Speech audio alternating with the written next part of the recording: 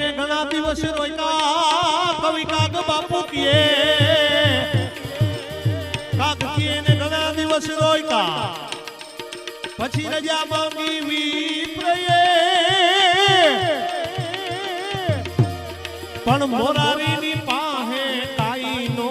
my दूरे आवी धगदान any धारणा धीरी सुदामाजी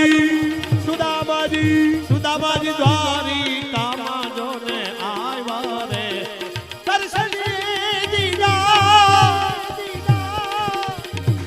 ઓહો નાથ ના દીદી નાથ ના દીદી